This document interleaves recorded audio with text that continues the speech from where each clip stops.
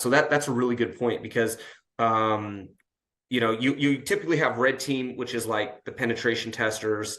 Then you have the blue team, which is the defense, and it's great to have them working in harmony because you want a pen tester as they're testing, you want the blue team to actually be responding to that and seeing it. Do they actually notice it? Is there alerts being generated? If no, then you maybe not getting enough event sources, or the tuning is too tight and you're not getting enough false positives, right? So you're kind of balancing that. And then the purple team members typically kind of like do a little bit of both, and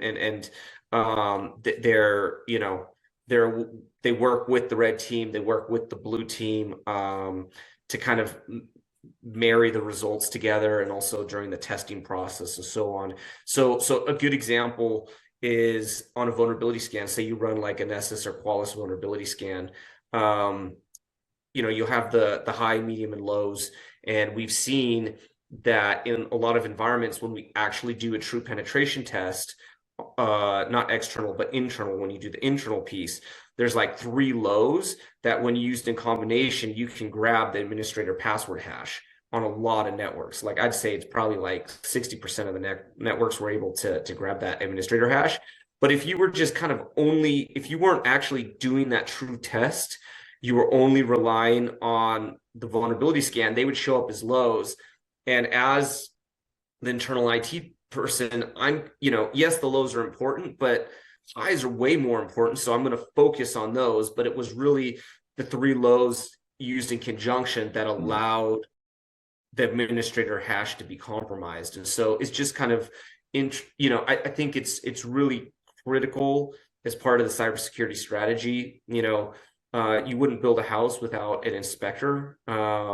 And if you did, if that process wasn't part of the house building, there could be a high risk that something might be wrong with that house. And so the penetration process is, while you're not doing that every month necessarily, maybe you're doing vulnerability scannings every month, having an annual or a biannual, kind of like building out what the risk profile is, and then figuring out the right strategy is super important for that. Yeah, and I noticed there was another part of that question that Eric had asked about what threat actors CVEs are common. CVEs are common in the legal space, and I feel like the legal space is just the same. So there's the targeted threats where people are coming after you using more, and that's more social kind of, at least from what I've seen. Just got to preface that.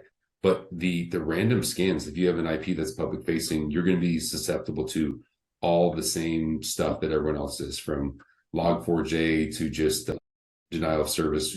So having the right hardware in place, making sure it's patched, that was the biggest thing, is whenever there's a CVE found that they come out of patch for, just staying vigilant on those things.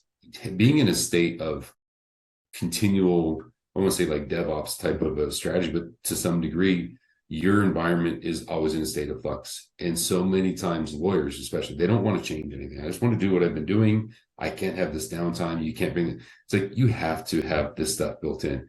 Regular monthly maintenance, keeping things clean. You're less likely to get hit by these things if you're just keeping good hygiene, So to that point, I feel like it's all of the above. And if you have purple teams trying to emulate those things, just whatever's hot in the news usually tends to be within the first, I'd say, week to month of these things coming out. That's when all the posers out there are just trying to do the same thing. Hey, there's this exploit that's been publicly available now.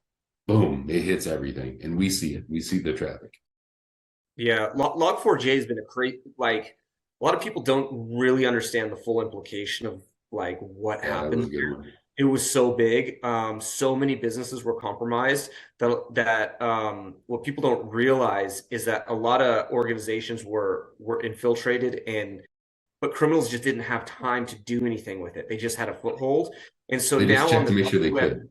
They'll sell you access to companies they already have access to that they just didn't have time to do anything with.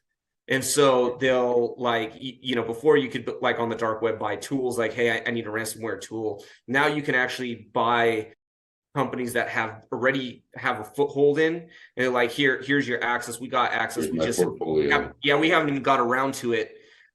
doing anything with it, but here you go, you know, take a whack at it, and I'll sell you it. So that's kind of just crazy to think about, that someone might have an access to an organization, whether it be a law firm or something else, and the criminal just hasn't had time to get around to it, and now they're selling it to another criminal that might have some time or interest to try and do something with it. Yeah, it's pretty scary.